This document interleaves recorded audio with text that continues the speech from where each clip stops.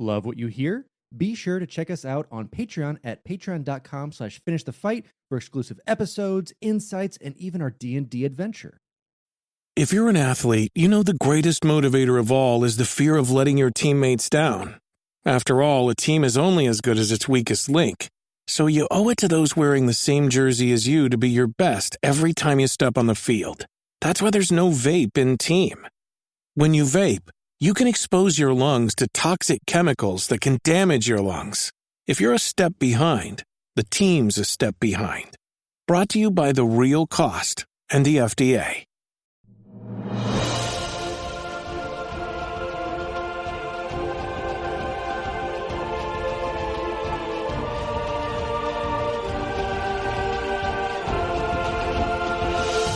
Welcome back to Finish the Fight, a gaming podcast, where we produce and develop the highest quality gaming research in podcast form. I am your host, Alex Kendall. And I am your host, Derek Baker. And today we are talking about one of the games that has cemented itself in history as not only the most ported game, but as one of the kind of most important fantasy games that we've seen over the last decade or so, as it's shifted and been made multiple times. Yeah, this game, we've seen it on various consoles over the last 11 years, which is pretty crazy to think about. This game really came out on the cusp of these extended life cycles and these extended development cycles.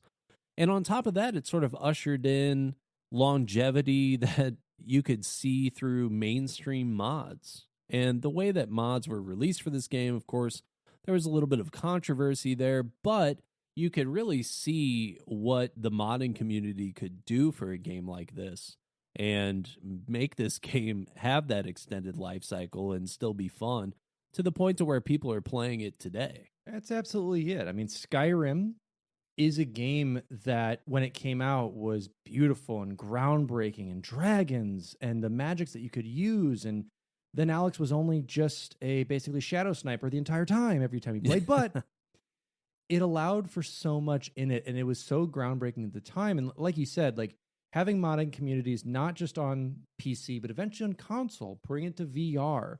And it is always a joke of the ports that are done to it, but it has continued to life and it has continued new gamers on these later consoles to play what feels like a fresh version of it. And I'm very excited for the Elder Scrolls series as a whole, and I'm very excited for 6. But today, we are going to be talking about Elder Scrolls V, Skyrim. The Elder Scrolls V Skyrim is an action role-playing video game developed by Bethesda Game Studios and published by Bethesda Softworks. It is the 5th main installment in the Elder Scrolls series, following 2006's The Elder Scrolls IV Oblivion. It was released worldwide for Microsoft Windows, PlayStation 3, and Xbox 360 on November 11th, 2011. The game is set 200 years after the events of Oblivion and takes place in Skyrim, the northernmost province of Tamriel.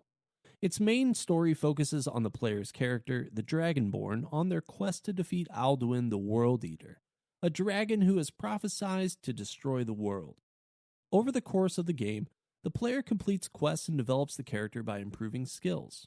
The game continues the open-world tradition of its predecessors by allowing the player to travel anywhere in the game world at any time and to ignore or postpone the main story indefinitely. Skyrim was developed using the Creation Engine, which was rebuilt specifically for the game. The team opted for a unique and more diverse open world than Oblivion's Imperial province of Cyrodiil, which game director and executive producer Todd Howard considered less interesting by comparison. Upon release, the game received critical acclaim with praise for its character advancement, world design, visuals, and dual-wielding combat, and is considered by many to be one of the greatest video games ever made. Criticism targeted melee combat, the artificial intelligence of dragons, and numerous technical issues. The game shipped over 7 million copies within the first week of its release and sold 30 million copies on all platforms by 2016, making it one of the best-selling video games in history. Like we said, the re-releases of it bring it to a new game pool, increases the revenue stream of it, but keeps it fresh. And Bethesda did it right, and they're trying to do it with more of their properties with it. And I want to break down Bethesda as a whole, and kind of how it started and where we're seeing it with the release of Skyrim itself. Prior to founding Bethesda Softworks, Christopher Weaver was a technology forecaster and a communications engineer in the television and cable industries. After finishing grad school, he was hired by the American Broadcasting Company, where he wrote several memos about the importance of alternative distribution systems and how satellites and broadband networks would impact network television, which landed him the position of Manager of Technology Forecasting. After multiple national magazines quoted his article on the exciting prospects for cable distribution systems, he was recruited by the National Cable Television Association and created its Office of Science and Technology. In that capacity, he helped design high-speed data communication systems for several member companies of the association. Eventually, Weaver became the chief engineer for the United States House Subcommittee of Communications, where he influenced legislation that affected the telephone, television, and cable industries. In the meantime, Weaver had also founded Video Magic Laboratories with a friend from the Architecture Machine Group at the Massachusetts Institute of Technology, or MIT. They had put together a 400-page business plan to commercialize their prior lab work, and through the Industrial Liaison Office at MIT, they came in contact with a wealthy family in the electronics industry that provided Video Magic with venture capital. The company developed several technologies, including location-based entertainment systems that Weaver deemed radical and cutting edge, but put out prematurely, causing little commercial return. The funding family, having financial issues of its own, dropped out of the venture and sold off some of Video Magic's properties. After leaving the House subcommittee some years later, Weaver established Media Technology Associates Limited, renamed Media Technology Limited in March 1988, which they established in June 1981. The company provided engineering and media consulting for private companies and government organizations. And they had their offices in Maryland and New York. At Media Technology, Weaver worked with Ed Fletcher, an electrical engineer with whom he had collaborated at Video Magic on video games for Laserdisc-based systems until that industry crashed in 1984. While waiting for potential new contracts, the company acquired an Amiga personal computer with which the two began to experiment. Fletcher was a fan of American football and suggested that they develop a football video game for the system, which Weaver supported despite no interest in the sport. Fletcher developed the game, later named Gridiron, out of Weaver's house in Bethesda, Maryland, in roughly 9 months. His initial approach was to use lookup tables to map player inputs to predetermined outcomes. Weaver disliked this concept, and at his behest, he and Fletcher devised a more realistic physics-based system. No artists or animators were involved in the project, which gave the game a subpar graphical presentation for the time. Weaver formed Bethesda Softworks on the proverbial kitchen table, in his words, of his Bethesda home as a division of Media Technology on June 28, 1986. The formation was described as an experiment to, quote, see if the PC market was a viable place to develop games. Weaver originally named the company Softwork, spelled soft W-E-R-K-E, but found that the name was taken by a company based in Virginia. Weaver and the owner of that company agreed to coexist rather than fight over the title, and Weaver changed the name of his company to Bethesda Softworks. He had considered creating a unique name, such as one using the word magic after a quote from Arthur C. Clarke, but Bethesda Softworks ultimately stuck. Unlike Video Magic, Bethesda Softworks was entirely self-funded, starting with roughly $100,000. It was not attached to any business plan. Gridiron was released as the company's first game later in 1986 for the Amiga, Atari ST, and Commodore 64 systems. The initial release of a few hundred copies distributed in plastic bags was sold out within 1 week, to the surprise of Bethesda Softworks. Early games scored respectively in the gaming press. Electronic Arts was working on the first John Madden football and hired Bethesda to help finish developing it, and acquired distribution rights for future versions of Gridiron. In June 1988, after no new cross-console version of Gridiron had been released, Bethesda stopped work on the project and sued EA for $7.3 million US dollars, claiming EA halted the release while incorporating many of its elements into Madden. The case was resolved out of court. The first game Bethesda published and developed, based upon a popular film franchise, was The Terminator for the MS-DOS. The title was released in July 1991, coinciding with the theatrical release of the film Terminator 2: Judgment Day. In 1994, the company released its best-known project at the time, The Elder Scrolls Arena. The game, the first in the Elder Scrolls role-playing video game series, was the work of programmer Julian LeFay, director and producer Vijay Lakshman, as well as others. For The Elder Scrolls II Daggerfall, Bethesda developed X Engine, a 3D game engine replacing the raycasting engine used for Arena. The engine was used in the Terminator Future Shock, Terminator Skynet, Daggerfall, and X-Car experimental racing games. In 1997 and 1998, Bethesda released two The Elder Scrolls spin-offs based on Daggerfall's code, Battlespire and Redguard, neither of which enjoyed the success of Daggerfall and Arena. The downturn in sales was not limited just to the Elder Scrolls franchise, and the company considered filing for bankruptcy as a result. In 1999, Weaver and Robert A. Altman formed the holding company ZeniMax Media, and in an interview with Edge, he described the company as being a top-level administrative structure rather than a parent company for its holdings, explaining that ZeniMax and Bethesda for all intents and purposes are one thing, but Bethesda has no accounting department, we have no finance, we have no legal, and our legal department and our financial department is ZeniMax. We all operate as one unit. ZeniMax acquired Media Technology in July 1999, and Bethesda Softworks was reorganized as a division of ZeniMax. In 2001, Bethesda Game Studios was established, changing Bethesda Softworks to being a publishing brand of ZeniMax Media. In 2002, Weaver stopped being employed by ZeniMax.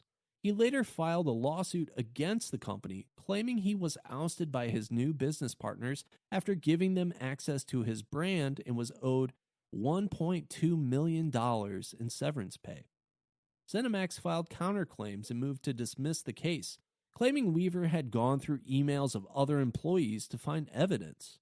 This dismissal was later vacated on appeal and the parties settled out of court. In 2007, the Fallout franchise was acquired by Bethesda Softworks from Interplay Entertainment, and the development of Fallout 3 was handed over to Bethesda Game Studios. On July 24, 2009, ZeniMax Media acquired id Software, and between 2009 and 2012, the company expanded publishing operations with games from independent third-party developers such as Rebellion Developments' Rogue Warrior, Artificial Mind, and Movement's Wet, Splash Damage's Brink, and In Exile's Hunted, The Demon's Forge. And so a lot of big moves being made by this company, especially after in the 2000s, rather. I don't know if you saw this, interestingly enough, on the Fallout topic. Bethesda has recently come out and said that even if they hadn't acquired Fallout, they were still planning on making a post-apocalyptic game, which... Yes. And that was a huge thing at the time, and that's also another interesting story I'd love to tell about the bungle of Fallout 3 and then how it made its way, basically pennies on the dollar, to Bethesda. But yeah, I mean, that was around that time, too, that we saw a lot of studios trending towards that in the late 2000s, getting that gritty browns and post-apocalyptic creepiness and that, like, dystopia part of the future, I think, was coming, like, into the forefront of a lot of people. And it does. It has this shift from, at that time, around those 2000s eras, of looking at Morrowind and Oblivion, which were these colorful, bright kind of games that allowed for a lot of that fantasy, the high fantasy, to be involved into it, and then was like, how do we go on the total opposite? And then you get that gritty, post-apocalyptic, dark humor of the Fallout series. And on that Fallout topic, let's jump into the development and what occurred as Bethesda started to increase the amount of projects they're working on. Originally we're working on a lot of some third-party stuff, getting it published, getting a couple workings, but now on their own. So having completed work on Oblivion in 2006, Bethesda Game Studios began work on Fallout 3. It was during this time that the team began planning their next Elder Scrolls game. From the outset, they had decided to set the new entry in the land of Skyrim, incorporating dragons into the main theme of the game. Full development began following the release of Fallout 3 in 2008, and the developers considered Skyrim a spiritual successor to both Fallout 3 and previous Elder Scrolls games.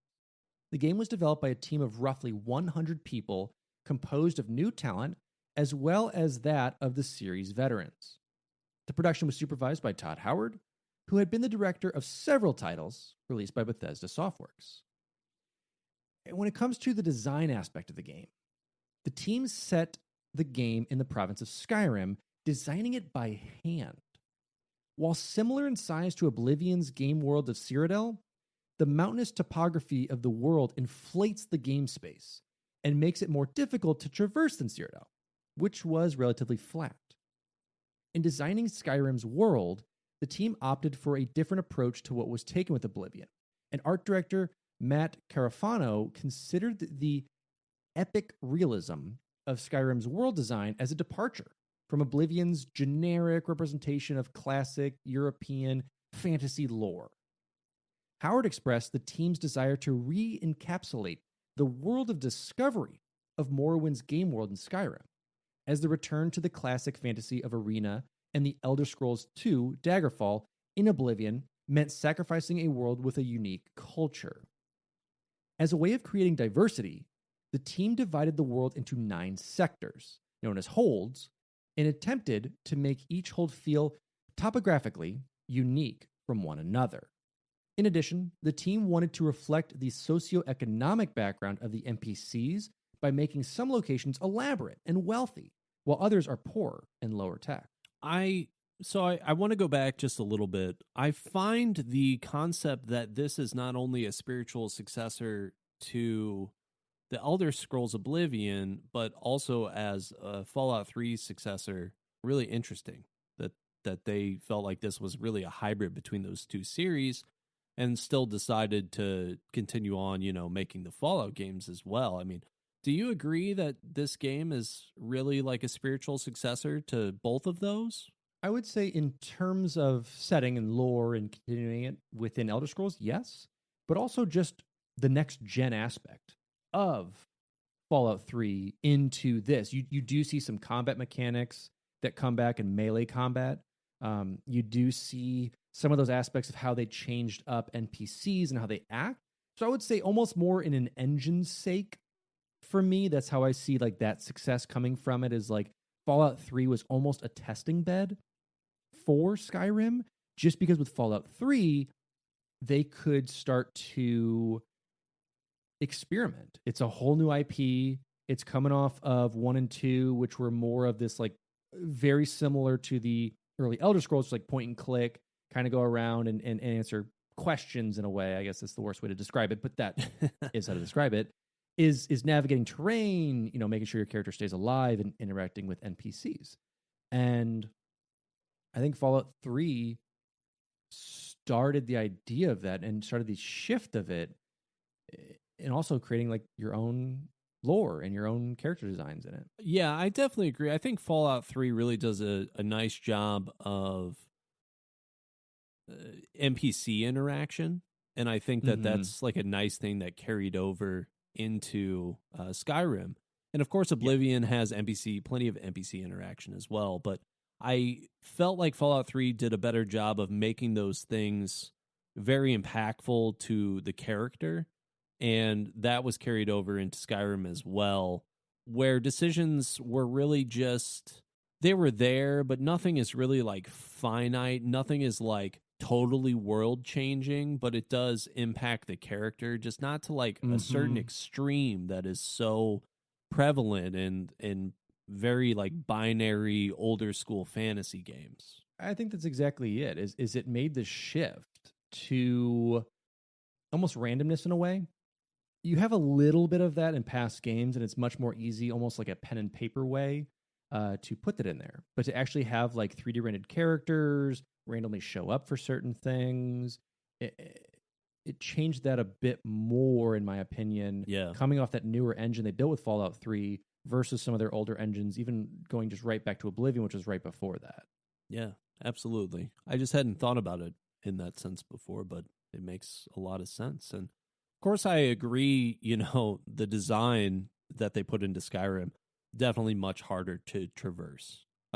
When I play Skyrim, one of my favorite things to do is to just try and, actually wander around for a while. I know that there are a lot of people that, now that they've played the game for as long as they have, they just want to fast travel to all these different places. Sure. But for me, it's still always a lot of fun to go out, and even if I've seen a place before or maybe I haven't, I feel like I always get sort of a unique game experience. But there are absolutely those moments where you had planned on going to this place and you find yourself having to try and jump up a mountain, and you could usually get pretty far, but putting those things in the way and making sure that you actually have to go around certain pathways and sometimes actually stay on the designated paths between towns meant that there were more of those random NPC interactions and things like that, where you couldn't just beeline it to these next towns. So, I like that they decided to do that and make it a little bit harder to traverse.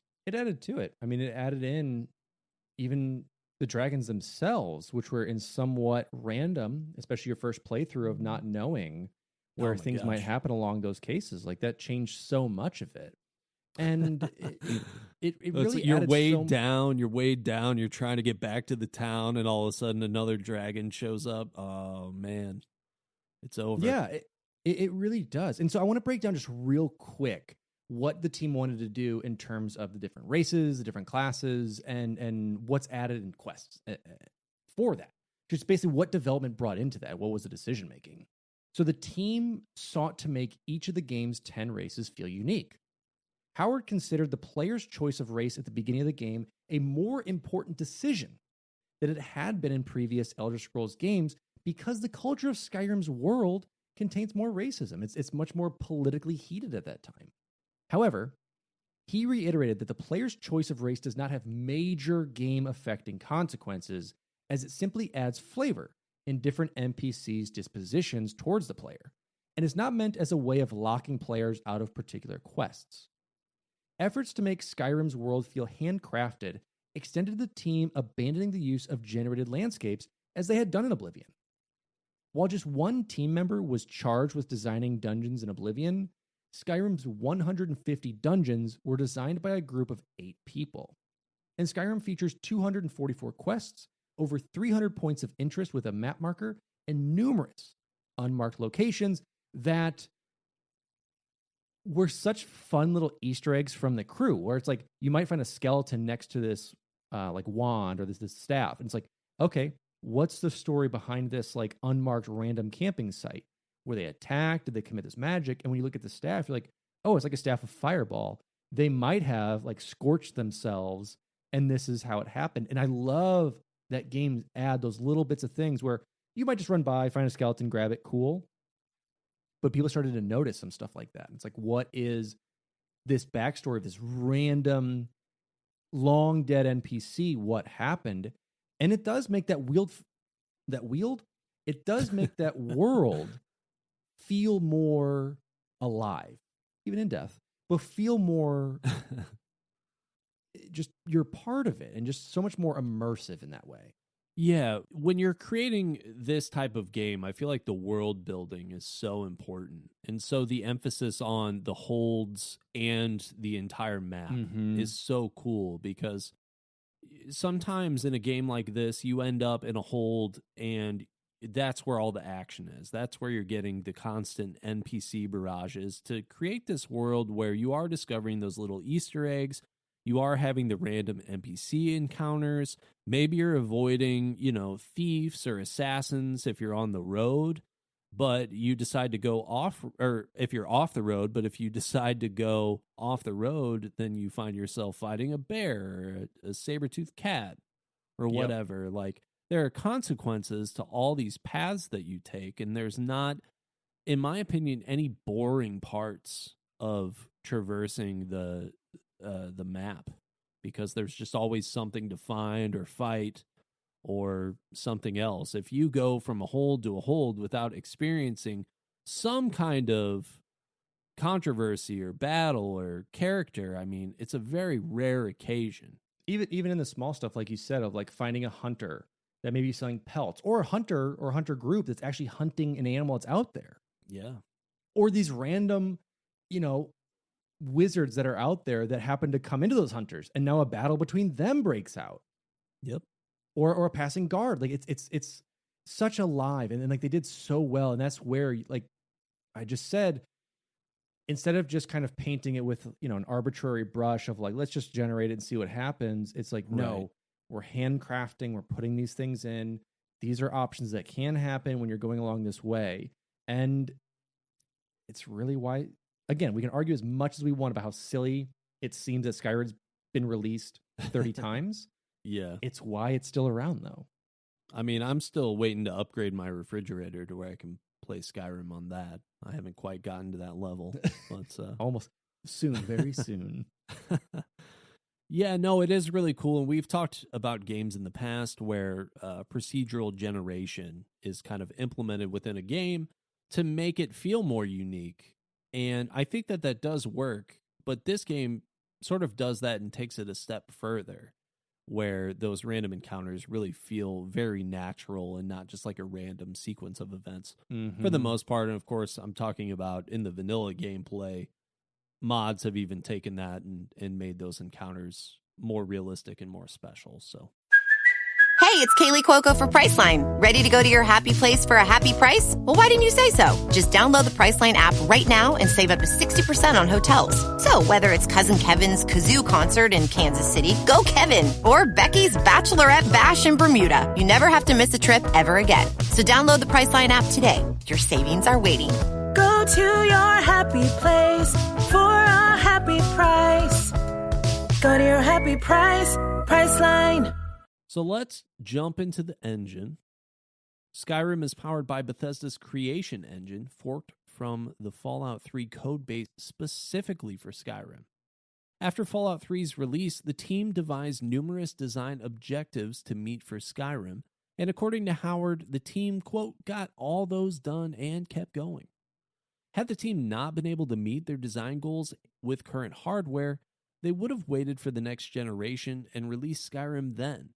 But Howard felt that the technology of the time did not hold the team back at all.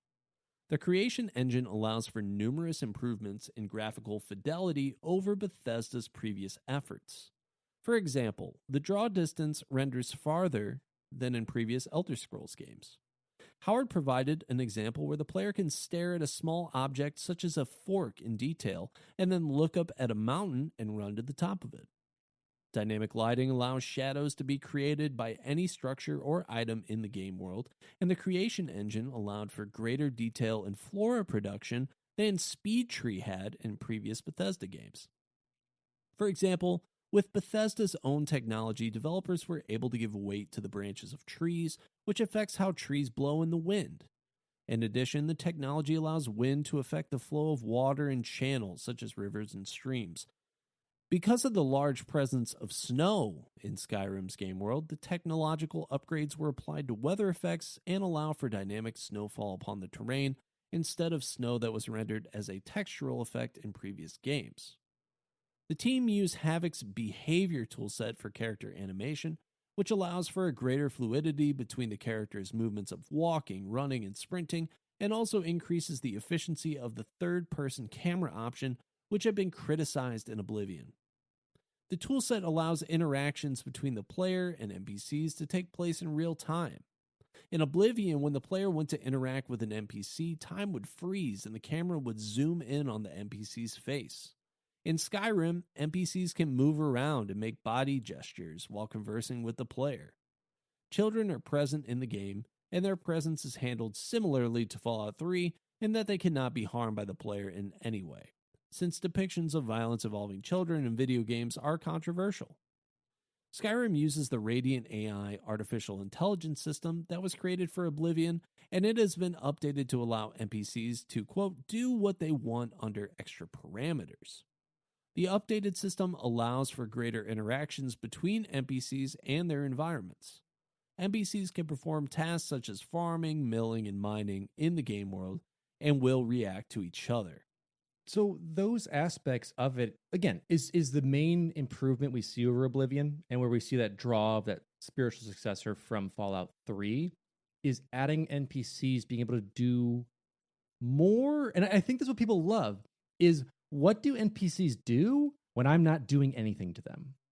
What makes this world feel more alive besides, oh, hello, I am here waiting for you. What are you doing? Whereas, like, they have a day-night cycle. They might go in and sleep in their bed and close their shop up. They might be out, hammering over at the anvil, or in the first little town you go to, like in the sawmill, working. Adding those things brings brevity and life to a game where you need to have the player turn that switch off of reality in a way, where it's like, this is obviously a game I'm just in it to get the quest done, and then I win. You have to turn that winning sense off, and it's like, how do I get immersed in this? How do I have fun? How do I care about my character? And how do I care about, joining the Stormcloaks or joining with the Imperials? Like, why do I feel that way?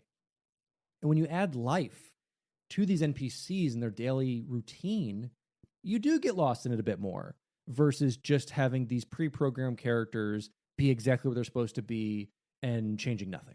That immersion is so important to a game like this, because you don't want to walk into a hold and have everyone stop and turn at you, because that's not how it would work in any situation. Now, I will admit, it does feel a little bit silly sometimes when you're wearing like this crazy dragon bone armor. Like, people probably would have turned and looked at you like, this guy definitely killed a bunch of dragons and made armor out of it. That's pretty wild. So, there are sort of moments like that where it becomes a little silly.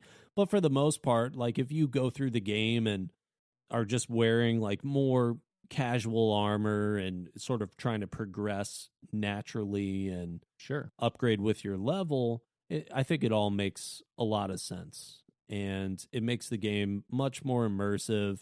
And it's nice for you to sort of have to go and interact with people on your own accord, because getting constantly stopped by people and, like they said, in that freeze frame thing that existed before, it's one of the most frustrating things when you're in the middle of doing something and this person comes up and stops you and forces you to interact with them. No one likes that in video games. No, not at all. And so, like, the design work of it is expert. I mean, I think so many people followed after that, and we see the improvements they made with a bit of it in Fallout 4 and in future series' titles, and hopefully we're going to see a lot more whenever 6 drops in about 20, 30 years. I'm going to play it on my fridge at that point. Exactly. So let's talk about the marketing aspect of it, or bits of it. So Skyrim was announced at the Spike Video Game Awards on December 11th, 2010. Howard appeared on stage during the awards and presented the announcement trailer, which introduced the game's story and revealed its 11/11/11 release date. It was the cover story for the February 2011 issue of the Game Informer magazine, wherein journalist Matt Miller wrote a 15-page article that revealed the first details about the game's story and gameplay. Asked about DLC packages in a June 2011 interview, Howard expressed the team's intention to release DLC, having done so for previous releases.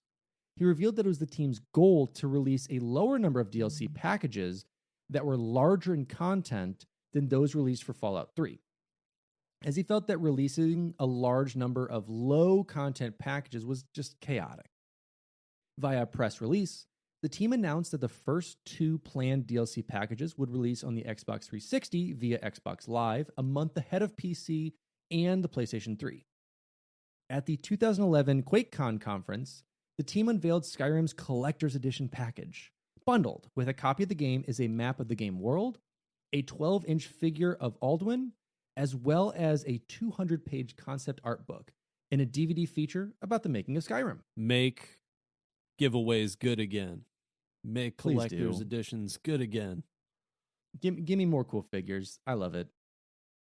In October 2011, pictures of many pages of the manual of the game were leaked, later followed by footage from the introduction revealing some more details.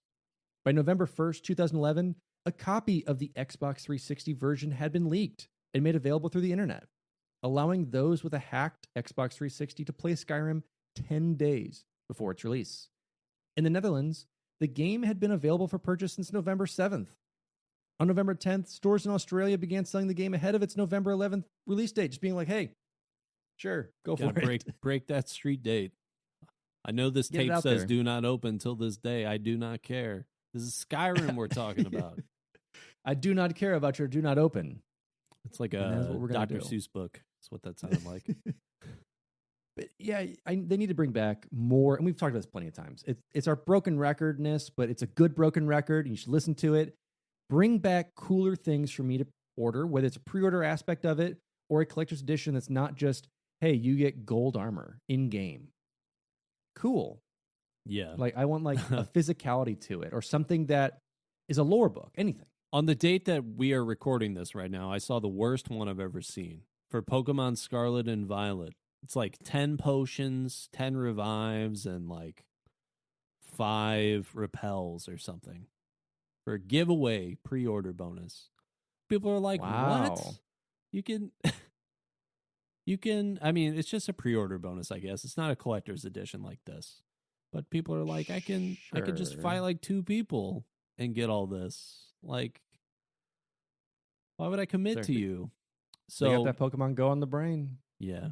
So, yeah, I mean, the 12-inch figure of Alduin, really, really cool. The 200-page concept art book. And Skyrim's been so good about just releasing extra lore content, I think, as a whole. And I think that Yeah. people who enjoy games like this are willing to go out and get those things and, you know, dive into not just the concept art and things like that, or maybe the development cycle processes. Like I've got some really good content on Legend of Zelda books, but you know, Skyrim did such a great job just releasing extra lore, extra content that give a new perspective to these vanilla missions within the game. It really changed up so much about that in terms of marketing and 11/11/11, giving us a street date. And even going back, the game was announced less than a year before it was released. I mean, we're That's talking my about this favorite is kind of game when they do Yeah. that. I want And then we get Elder Beyonce Scrolls release 6. at midnight.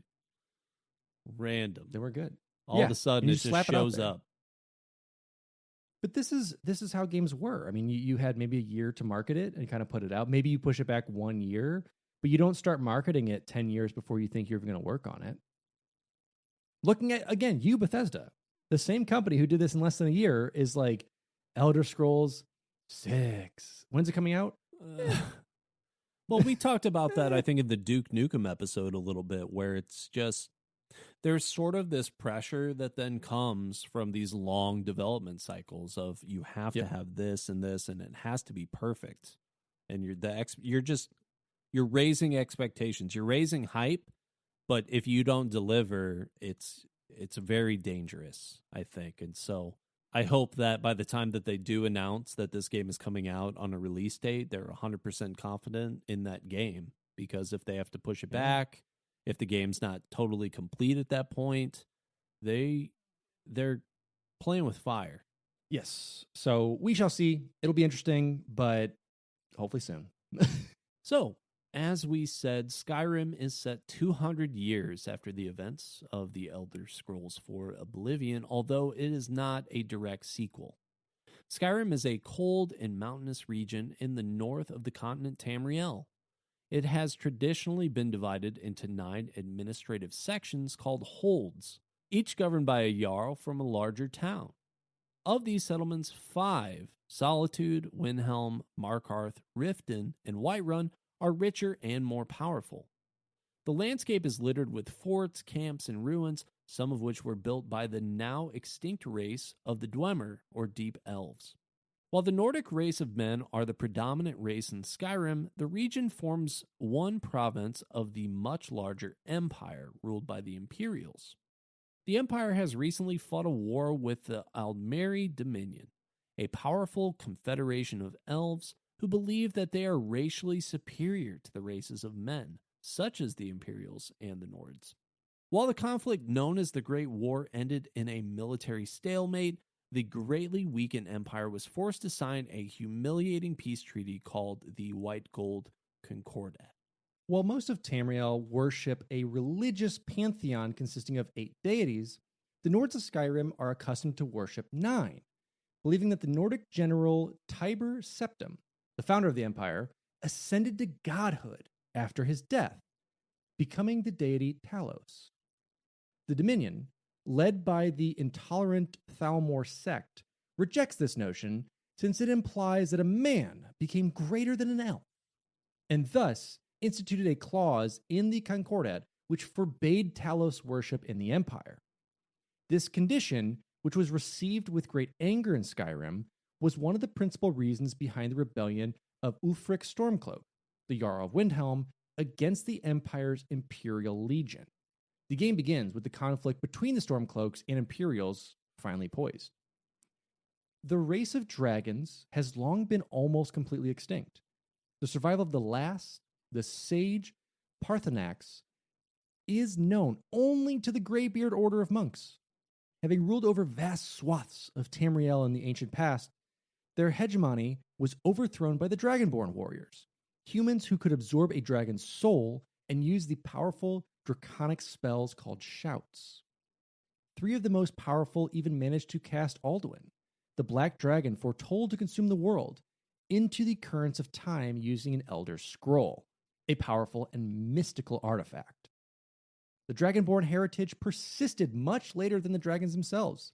Tiber Septim had been one, but the last had died during the events of Oblivion. However, ancient Nordic prophecy maintained that when Alduin at last reemerged into the world, a last Dragonborn would also appear to fight and defeat him. So pretty cool. And so this is, I know that we said setting, but this is setting up basically to the opening scene of Skyrim. Yes. It's and so there's a little bit of backstory, within the true setting of this. But yeah, all of that information becomes very, very clear when you're on that cart at the beginning, the meme cart, where it's, everyone has somehow worked that. Oh, you're finally awake into some kind of meme. It's a great start to it. And knowing that lore and history is big. I mean, if you want to be more involved in the game or kind of an understanding of why do people not like elves here?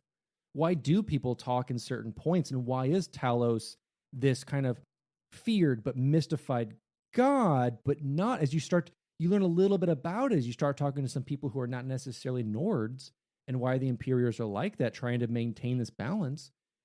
It is a big thing to have that as like a history of why and how this happened. That makes more sense of, okay, I'm a Dragonborn, that's cool, but what are they? Besides just the Greybeards telling you like, hey, you're Dragonborn, there you go. Like, what does it actually mean as like a culture of man and as the history of it? It's a really nice history to it. It is. And it's one of those things in this game that can be entirely overlooked because you do have that ability to skip certain quest lines.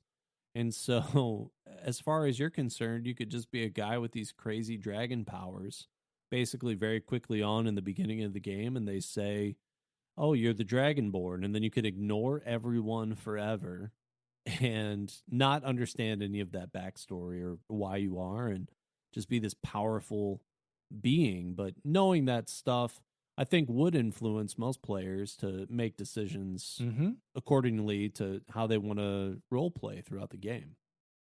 And so with that, prior to the beginning of the game, Imperial soldiers catch the Dragonborn illegally crossing the border into Skyrim and mistake them for a Stormcloak rebel, a crime for which the player receives a death sentence. The execution of the player character by the Imperials in Helgen, a small settlement in Skyrim South, is interrupted when Alduin starts laying waste to the village. The player manages to escape through the tunnels underneath the keep and heads to the nearby village of Riverwood, whose inhabitants ask the player to inform the Jarl of Whiterun, a large town to the north, of the dragon attack. After meeting with Jarl Balgruuf and retrieving a tablet with information about the dragons from a nearby burrow on his behalf, the player kills a dragon which attacks nearby and absorbs its soul.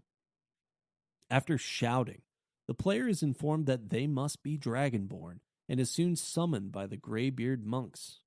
After a long journey and climb up the throat of the world, the tallest mountain in Tamriel and home of the Greybeards, the Dragonborn is informed by Arngeir of their heritage and role in stopping Alduin and begins their training. The Dragonborn is intercepted on one training quest by Delphine, a member of the Order of the Blades, who in ancient times had served the Dragonborn. Delphine arranges for the Dragonborn to infiltrate the Thalmor embassy to gain information, and they learn that another member of the Blades named Esbern is hiding in Riften. When Delphine and the Dragonborn find him, he reveals that the ancient Blades had carved a massive engraving in a temple in the Reach, an unstable region in Skyrim's west. This carving, called Alduin's Wall, depicted the dragon's defeat at the hands of the ancient Nords, and Esbern deciphers that those warriors had used a special shout to remove his ability to fly. The Dragonborn questions Arngeir, who reveals that the shout goes against the creeds of the Greybeards. He directs the Dragonborn to Parthenax, who lives on the summit of the throat, to better conceal his existence. Parthenax reveals that although neither he nor anyone else knows the shout, Alduin's defeat through the power of an Elder Scroll had left a gash in time, and theorizes that reading a scroll would allow the Dragonborn to look through time and learn the shout from those who created it. Having delved into a massive Dwemer city called Blackreach, far below the ground, the Dragonborn retrieves the scroll and reads it on the throat, the site of the ancient battle. Alduin arrives and fights with Parthenax and the Dragonborn, who has learned the shout and overpowers Alduin, who ends up fleeing.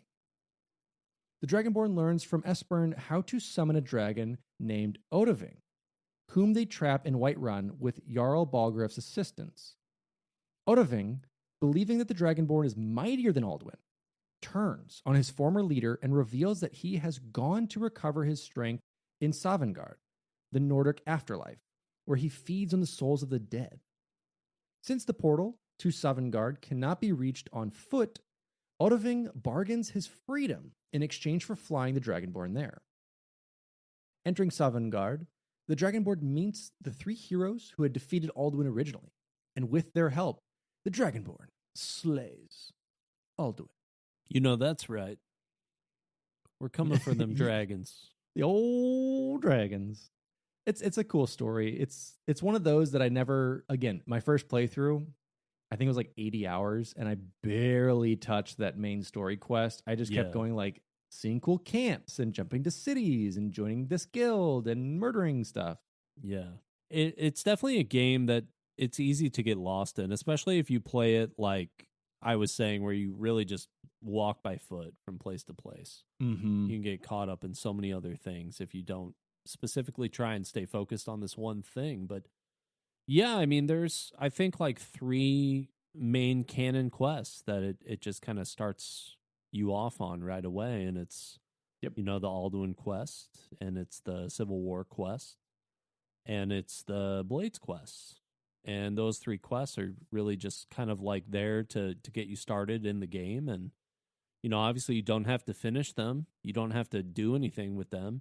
And it's cool that Bethesda sort of gave people the option if they didn't want to do that. Yeah. So, and you can complete certain parts of certain quests without those things necessarily interfering with each other, and really develop what kind of character you want to be. I think that's absolutely it. It's just so cool to not be like, this is off limits until you do this thing. We can't unlock this until then. And it's like, nope, do whatever you want. Like, we're going to scale this stuff with your level, and things will get harder as you go along. But there's never anything that's like exceptionally restricted, except for like, you know, if a dragon does fight you, it is tougher early on. Yeah, and you know, you can continue to go and learn shouts, and you don't learn Fus Roda without the help of the Greybeards, but you can learn plenty of other shouts. and use those just by going into different dungeons and exploring and fighting people. But if you're going into this blind on the vanilla playthrough, you know, they at least set it up for you in a way to where all this backstory is there. It's pretty easy to figure out from the very beginning, you know, as long as you're talking to people, which is a staple for a game like this. And yeah, it's definitely a cool story. Obviously, a little bit of a Nordic Viking influence there with like Valhalla and Sovereign Guard and that entire concept. Yeah, it really adds so much to it. Just to, like you said, just the openness. And I'm excited. I'm excited for more of this. And you know, Fallout gave us that bit of it of being, you know, here's the quest line, but honestly, go do whatever you want. And I think Bethesda just done that so well. So again, I'm very excited. Give me some cool stuff.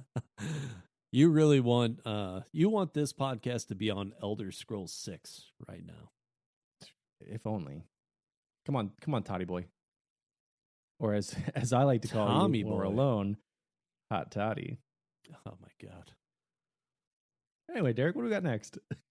Yeah, let's hop over. We've touched on it a bit, but the expansions and mods. Obviously, the vanilla version of this game was pretty robust.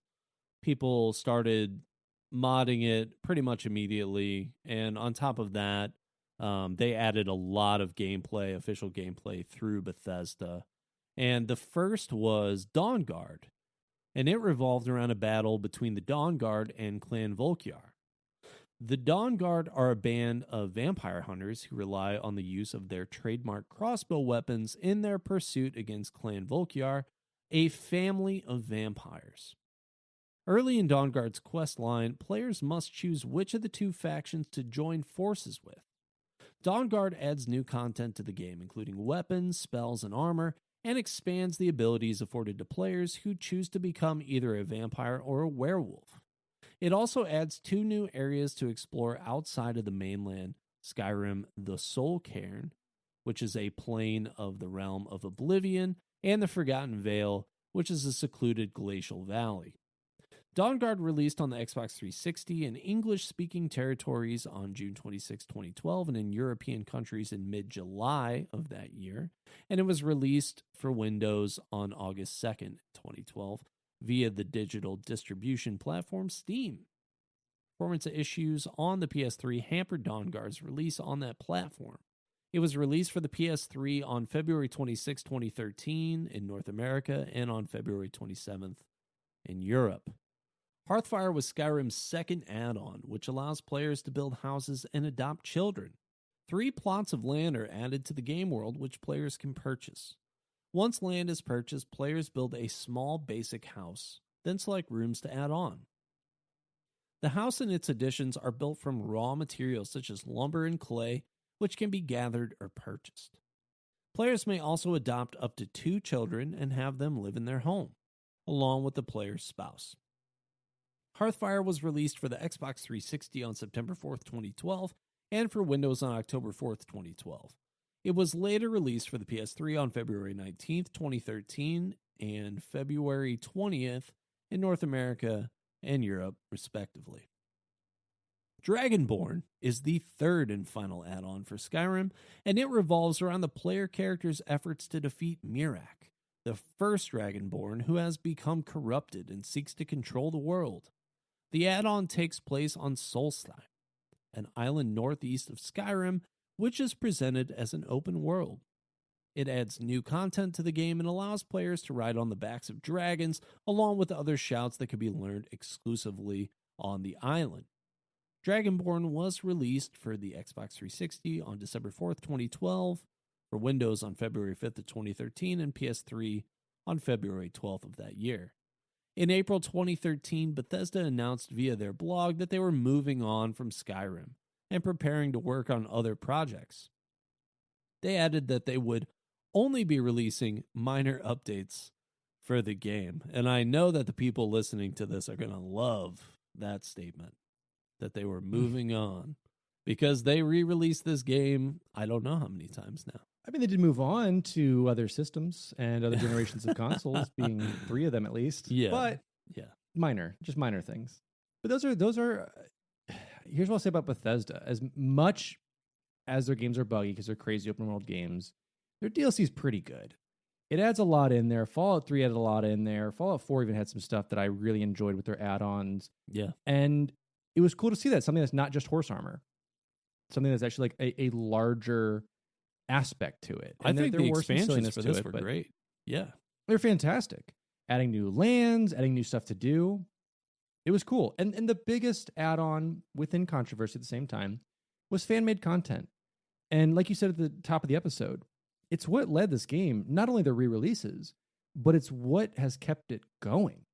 Adding improvements to the engine, adding new features, weapons, characters, quests, all that stuff. And it was really made possible by Bethesda being pretty transparent about what you can do.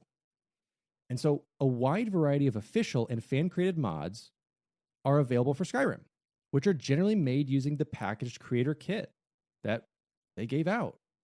These mods are distributed freely on file-sharing sites such as Nexus Mods and are also officially aggregated via the Steam Workshop's controlled content distribution mechanism. The mods may include features such as better game stability, improvements and tweaks of gameplay features, significantly enhanced visuals, overhauled weather systems, new characters and locations, user interfaces, and so much more. Some of the most basic and commonly used mods are the unofficial Skyrim patches, which simply address a huge amount of bugs the official patches don't. One exists for both the main game and the official high-resolution textures patch. Sky UI, which completely redesigns the game's menu screen to make it easier to use, as well as providing menu systems for other mods, is also a popular and highly recommended mod. Other quote-unquote essential mods, give or take, include a quality world map, which makes the game's map screen high resolution, or enables replacement with a paper map, and realistic humanoid movement speed, which adjusts the player's movement speed to make walking faster and running slower. Many Skyrim mods add new content to the game. The Falskar mod contains a DLC-length adventure with 26 new quests in a new continent, and was created as a job application. Its creator was later hired by Bungie. The Beyond Skyrim Bruma mod, released in July 2017, adds the county of Bruma from the Elder Scrolls IV Oblivion and several new quests in the game. Skyrim is noted to have an active adult modding scene centered around the website Lovers Lab, a 1.5 million member, quote, massive sex mod community. Its owner, Ashal, created a mod template for the game known as Sex Labs that enabled the creation of adult-themed mods by providing a, quote, foundation of thousands of animations and basic game functions. While largely within the bounds of typical erotica, the mods also include numerous kinks, such as BDSM, with some containing a meaningful story. Many of these modders remain anonymous, as, quote, expressing sexuality in public or in the media beyond holding hands and kisses remains largely taboo. The site's loose policies also allow controversial and disturbing content, although mods containing pedophilia are strictly banned. Yeah, Eric, that's a good call. I'm gonna be honest. I took a little turn at that end right there. Yeah. Yeah. But there's a lot. There's a lot to the modding community. Again, I threw that in there to show like there are sites for that type of stuff, but there's so much added. And one of my favorite Skyrim mods that I use on every playthrough now, just because I cannot not use it, is a mod where, so you pick your race, then you pick like what style of character do you want to play? Kind of like, do you want to be like a spell sword? Do you want to be like a barbarian? Do you want to be like a nerdy wizard? Once you pick those combinations, it actually spawns you in somewhere in Skyrim relating to that.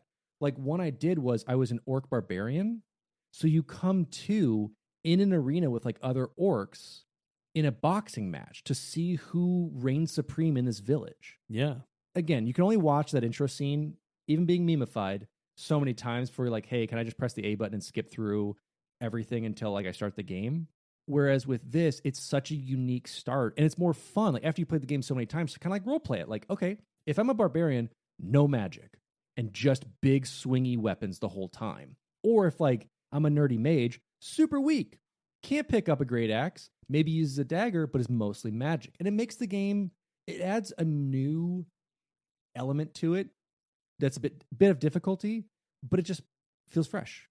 Yeah, Dragon Age did a really great job of that, depending on what kind of character you wanted to be, what kind of class of character you wanted to be, setting you up in these sort of unique backstories. Whereas Skyrim, you always end up in the same scenario at the very beginning of the game, and you always end up on the same 3 quest paths. But if you're someone that is looking for that rejuvenated interest in the game, or, more of a motivation to play a character in a way that you hadn't before, I think mods like that are fantastic for things like that. Oh, yeah. And on top of that, one of my criticisms of Skyrim, I guess, would be that while you can be anything, you can also be everything. Yep. So it's like if I want to be a guy that holds a shield and shield bashes and uses one sword or 2 hands weapons, or uses a 2-handed weapon, I can be all of those things in one character, as well as being a master damaging mage, destruction mage,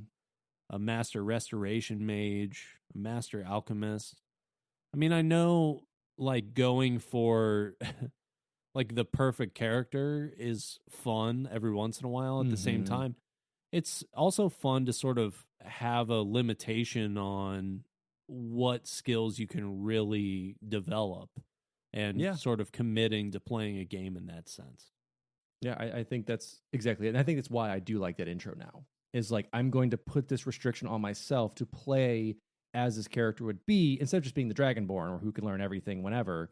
It's more of like, this is who I am as this character. I'm playing almost as like a side hero. That's not this main hero that it's I'm living my own life. It makes it fun. I really enjoy it. Yeah, the first time I guess I really thought about it more in that sense was when they released the Switch edition for Skyrim. I picked that up. I thought, okay, well, that's a fun thing. Like, I can take that on the go with me.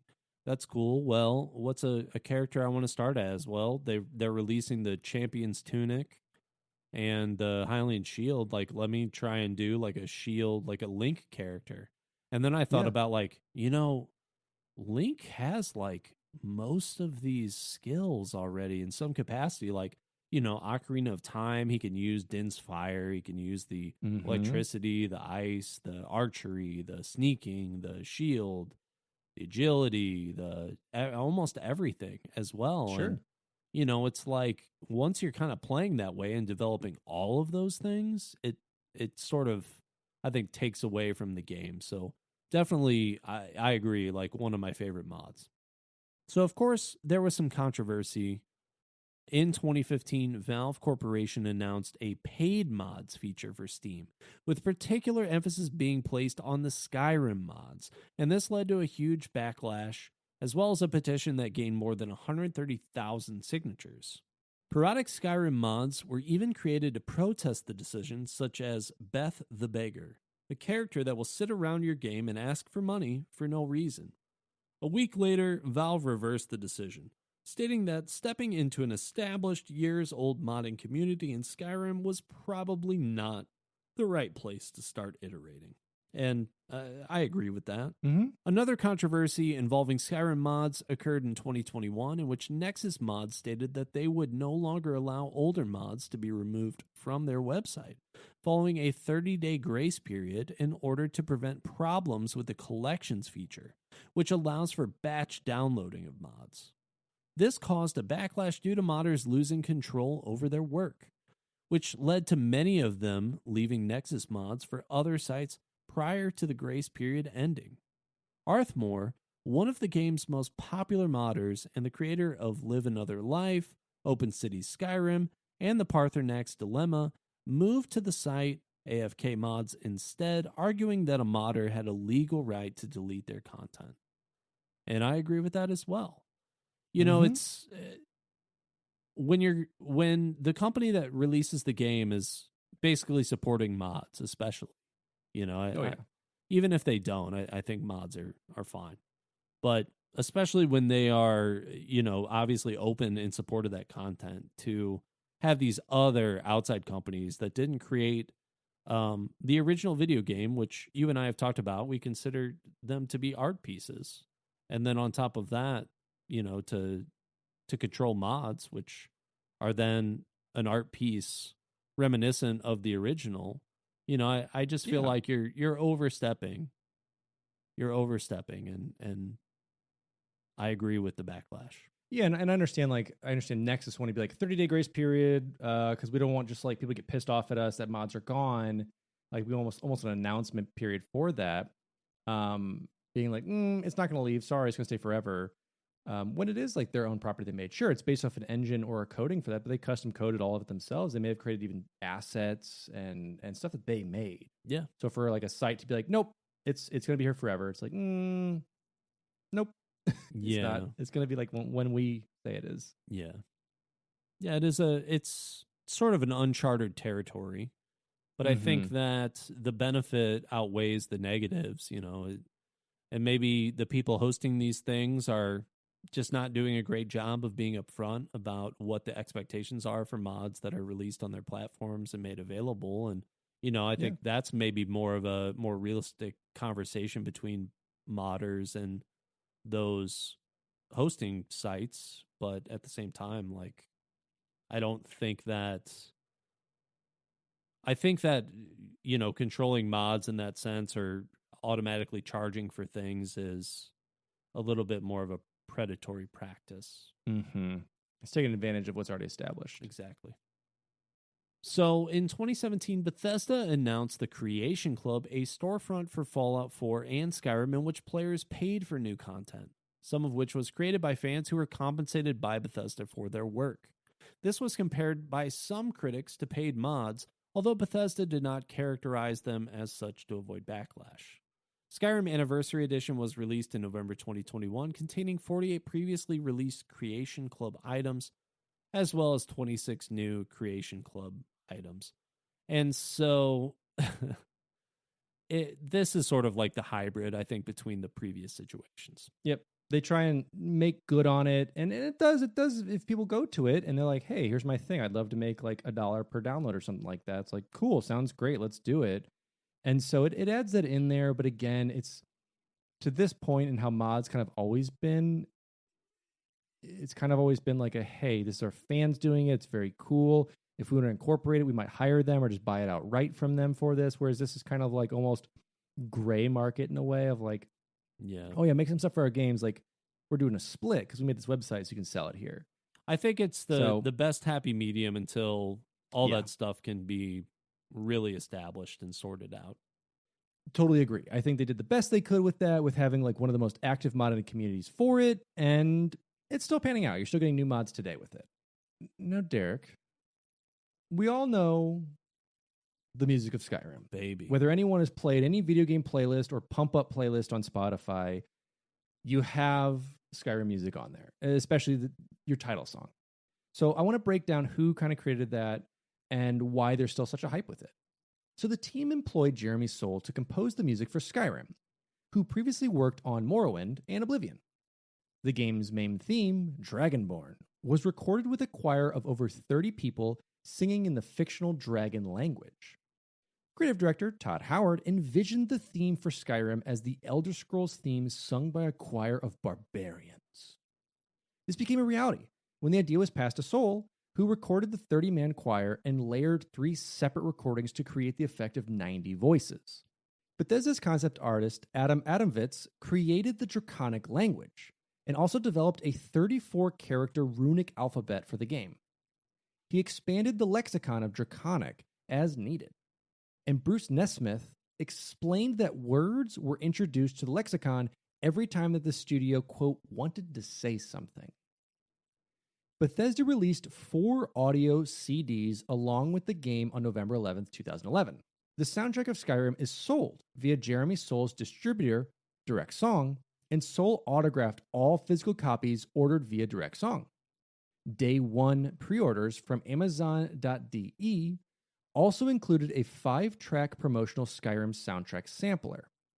A digital version of the soundtrack was released via iTunes on January 31st, 2013. And now we have several different vinyl box sets, Volume 1, Volume 2, but the Elder Scrolls V Skyrim Ultimate Edition vinyl record box set was available from the Bethesda store for $90. The deluxe package includes 4 colored vinyl LPs and a stunning full-color quad-fold jacket featuring beautiful artwork and iconic imagery from the game, and is housed in a full-color, heavy board stock slipcase. Additionally, the first pressing includes an etching of the Skyrim Dragon logo on the back side of the final disc on side H. Resales of this pressing go for up to $1,000 on eBay, with 67 sold at or around that price. And the voiceovers in the game include more than 70 actors and over 60,000 lines of dialogue. Casting director and production supervisor Timothy Cubison worked with Bethesda to evaluate auditions and oversee the recordings. The full cast consisted of 3 Academy Award nominees and several other high-profile actors, including Max von Sydow, Christopher Plummer, Joan Allen, Michael Hogan, and Vladimir Kulich. This soundtrack is amazing. I love this soundtrack, and I have the vinyl, the Parthenax vinyl box set, and it is really cool, man. It's the song in Whiterun just gives me so much nostalgia, and that's my favorite hold in Skyrim. Just has like a really great peaceful tone in it. But at the same time, I love the dragon battle music. I think that's fantastic. I think that the Dovahkiin theme overall is just really cool. And doubling voices like that, like he did to make it seem like they're 90. I mean, that's a pretty common thing. I'm sure that it's just a matter of lefts and rights and reverb and just trying to give you that big wide stereo experience, but I feel like he executed that really, really well. And this is legitimately, like, I see video game soundtracks sometimes on vinyl, and there are really only a few that I could realistically, I think, just put on the same way that I put on any other record in my collection, and Skyrim is one of them. It really is like a peaceful record. It's relaxing if you want to be doing stuff around the house, or if you want to be, playing the actual game. I feel like it's another great part of the immersive experience of Skyrim. Absolutely. And so, let's get into everyone's favorite part of the episode. It's the release versions of Skyrim. So, of course, there was a remastered version in addition to our 11.11.11 version. And on June 4th, 2016, Bethesda announced the Elder Scrolls V Skyrim Special Edition, a remaster for the PS4, Xbox One, and Microsoft Windows. It was released on October 28, 2016. Windows players who owned the original game and all of its downloadable content on Steam were offered the special edition for free. That's pretty cool. The remastered version contains an upgraded game engine as well as numerous graphical enhancements along with mod support on consoles. And of course, there were the other versions. In October 2016, the reveal trailer for Nintendo Switch featured gameplay of Skyrim on the console. At the time, it was reported that Bethesda only used the game for the reveal trailer and that it was not officially releasing on the Nintendo Switch. But on January 13th, 2017, Todd Howard confirmed that the game will come out on the Nintendo Switch, making it the first Elder Scrolls title to be released on a Nintendo platform, as well as the first game Bethesda has confirmed to be released for a Nintendo home console since Home Alone for the NES in 1991. During Bethesda's E3 2017 showcase, it was revealed that the Switch version will support Amiibo and the Joy-Con motion controls. And that's a little bit of fun. Yeah, you get some little treasure chests and things like that. At E3 2017, Bethesda announced a PlayStation VR version of Skyrim for release in November 2017. A standalone VR port of the game was released the following year on April 2nd, supporting the HTC Vive, Oculus Rift, and Windows mixed reality headsets.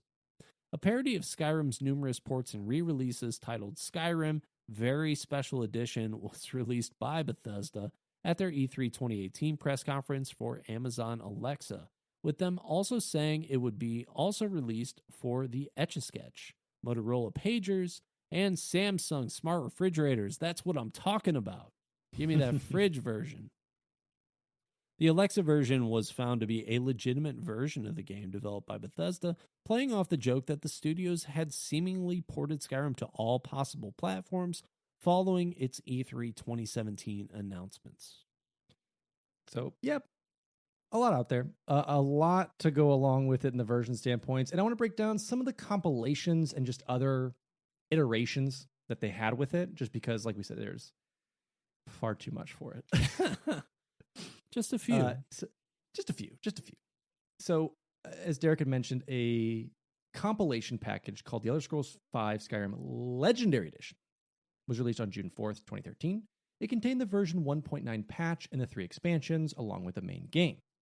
As part of Skyrim's 10th anniversary celebration, another compilation titled The Elder Scrolls V Skyrim Anniversary Edition was released in November 2021 for Microsoft Windows, PS4, PS5, Xbox One, and Xbox Series XS.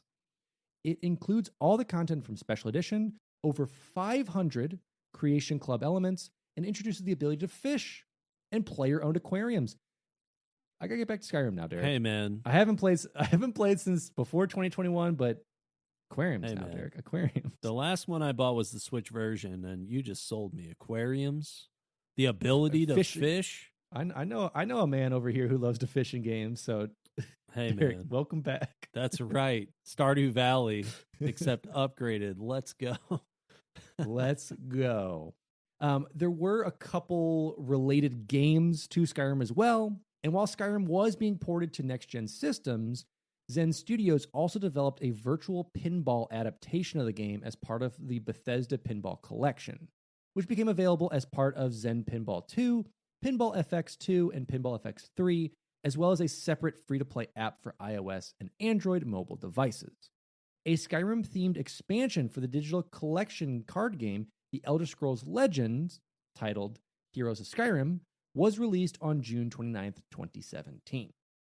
And then we'll break down just a little bit of the legacy. I mean, we all know what this legacy holds. It's in meme culture, it's in video game history, but it does have a bit of influence.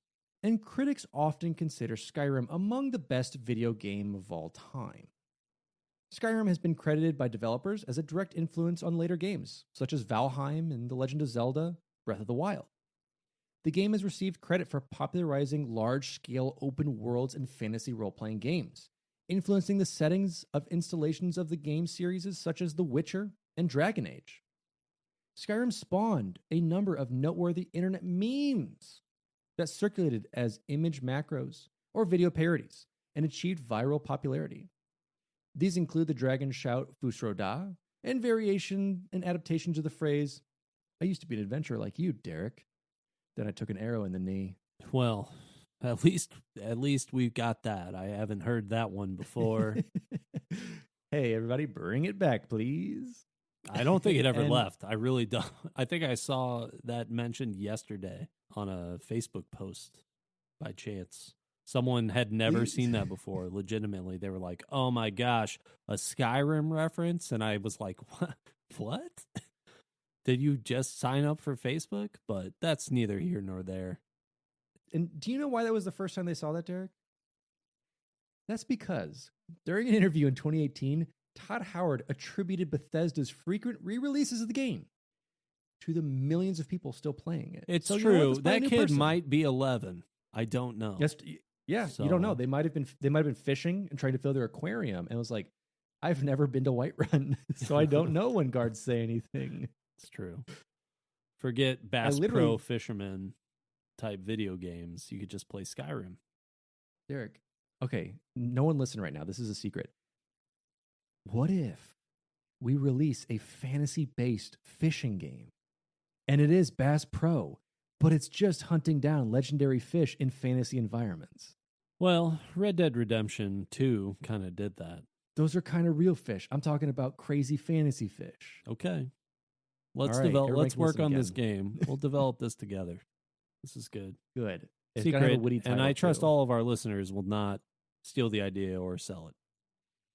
Thanks, guys. Exactly. Perfect. So, during the first day of release, going back to that 11/11/11, Mhm. Steam showed over 230,000 people playing Skyrim concurrently. Within 2 days of the game's launch, 3.4 million physical copies were sold. And of those sales, 59% were for the Xbox 360, 27% for the PS3, 14% for the PC. That's right, Xbox 360 Master Race. In the first week of release, Bethesda stated that 7 million copies of the game had been shipped to retailers worldwide, and that total sales through the following Wednesday were expected to generate an estimated US $450 million. By December 16th, 2011, this had risen to 10 million copies shipped to retail and around $620 million, so about 170 million increase. Shortly after its release, Skyrim was the most played game on Steam by a huge margin, with double the number of players as Team Fortress 2, the second place game. In June 2013, Bethesda announced that over 20 million copies of the game had been sold. Regarding sales to the PC, Todd Howard stated in an interview with Rock Paper Shotgun that, quote, Skyrim did better than we've ever done on PC by a large, large number. And that's where the mods are. That feeds the game for a long time. You're right, Todd. Mm-hmm. Electronic Entertainment Design and Research, a market research firm, estimates that the game has sold 22.7 million copies worldwide. In November 2016, Howard announced that Skyrim had sold over 30 million copies. Skyrim received critical acclaim upon release. The removal of the character class system present in previous The Elder Scrolls entries was well received. The art style of the game world drew acclaim from many reviewers who welcomed the departure from Oblivion's Cyrodiil.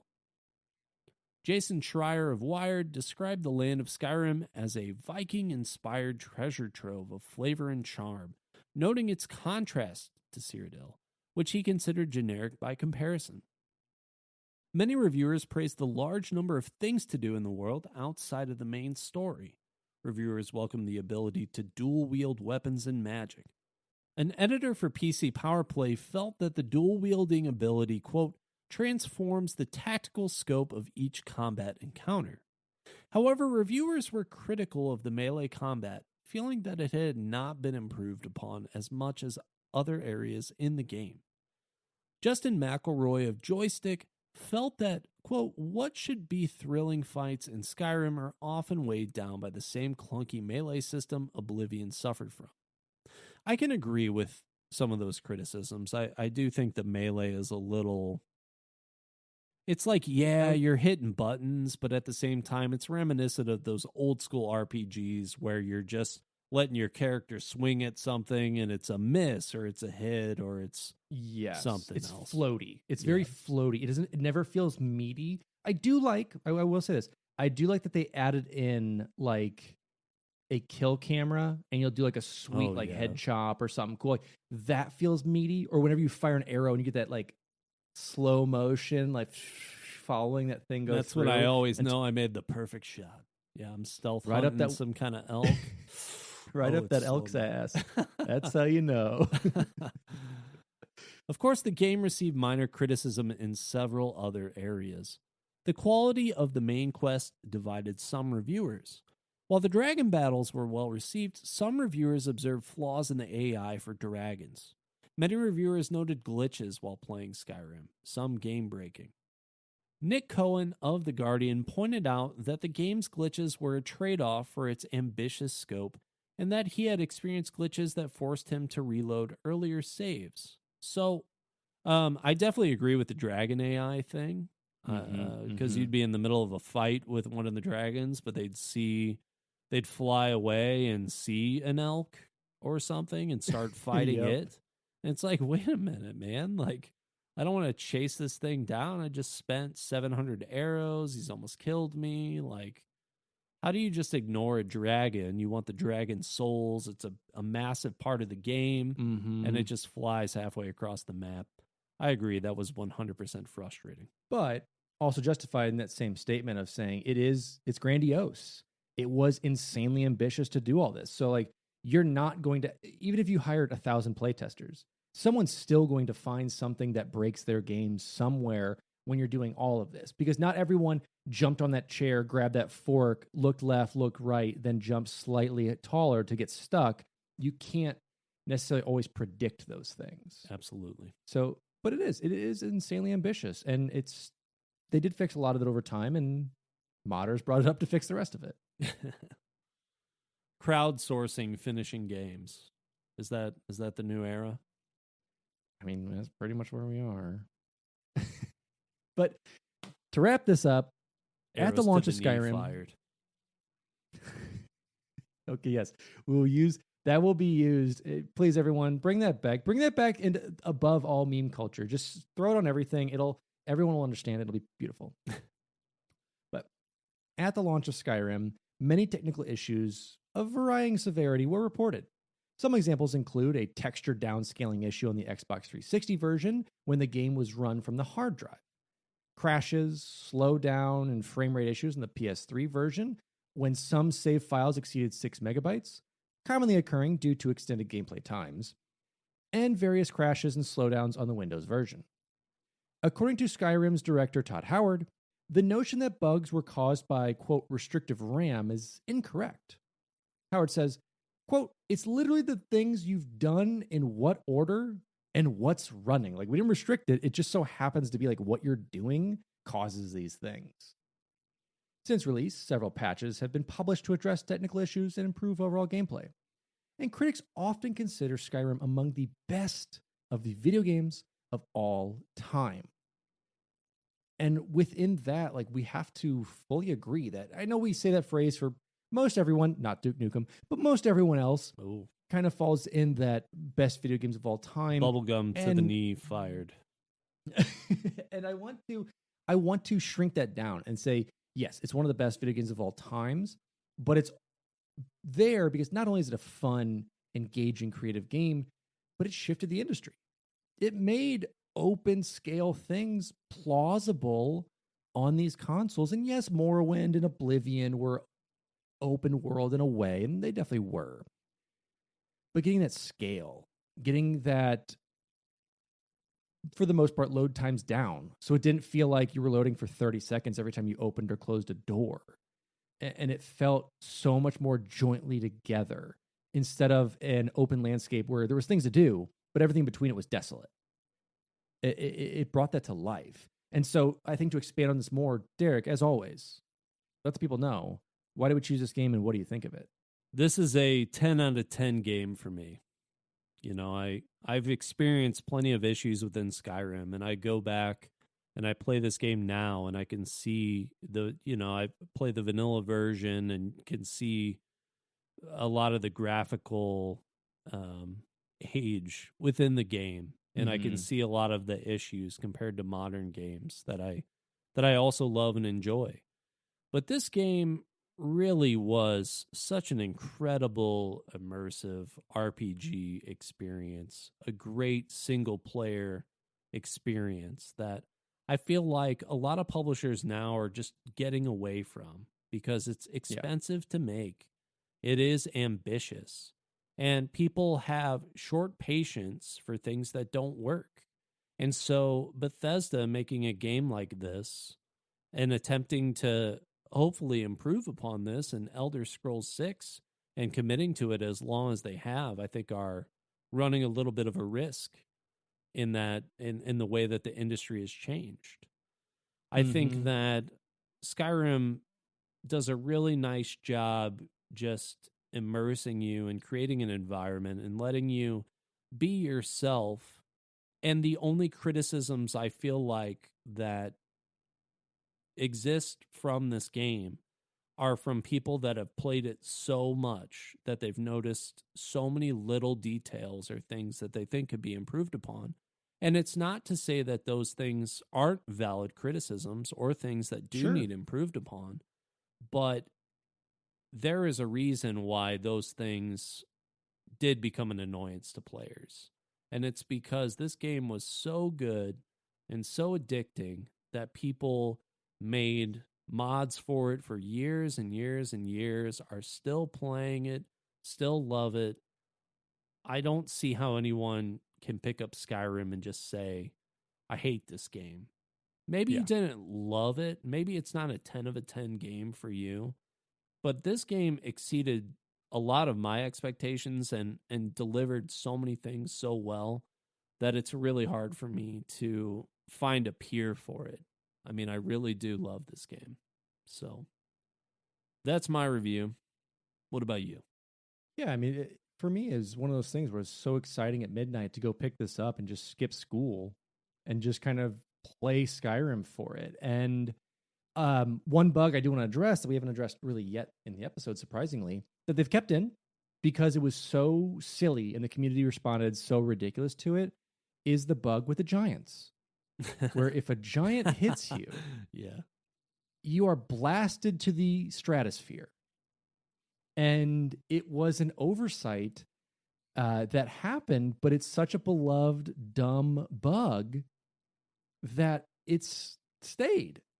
And like, you just know, like, even if you can like two-shot these giants now, it does not matter.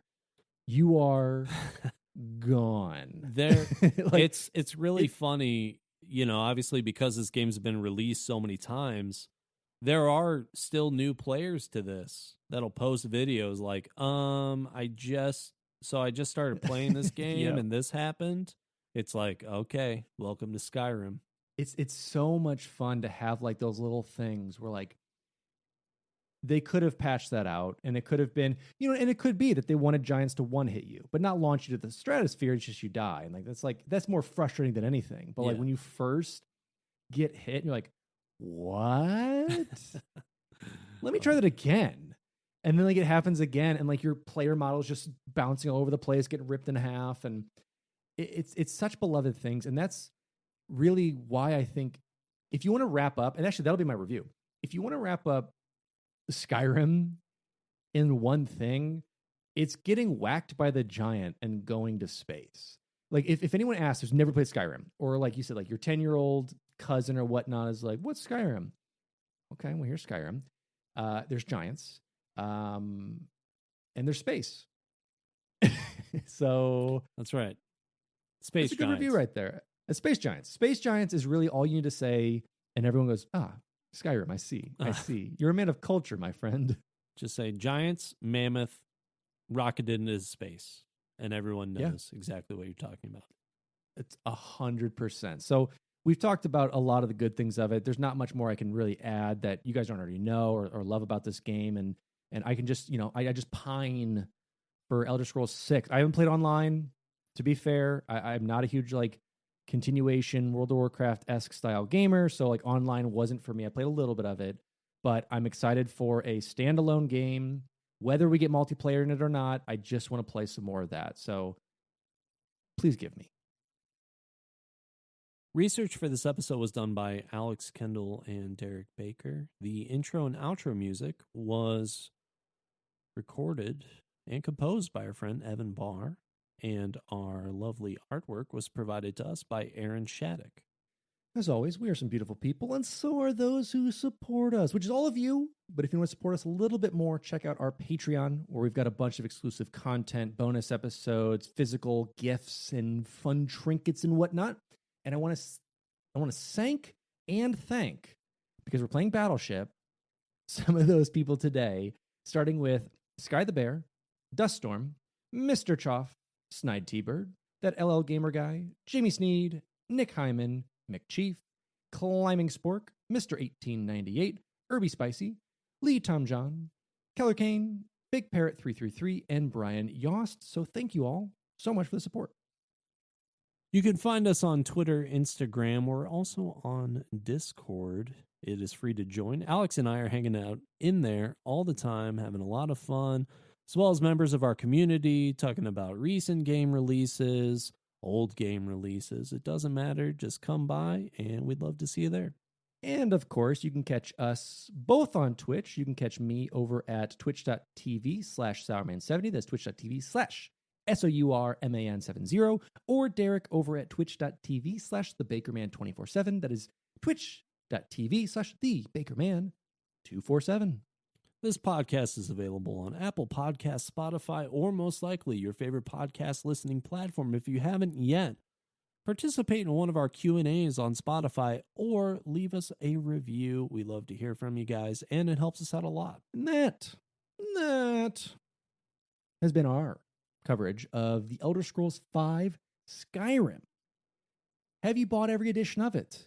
Are you a true gamer? That's really the questions we have to ask today. And are you excited for the next rendition of it when your grandkids get to play it? Let us know. As always, I am your host, Alex Kendall. And I am your host, Dovahkiin. And this has been Finish the Fight, a gaming podcast.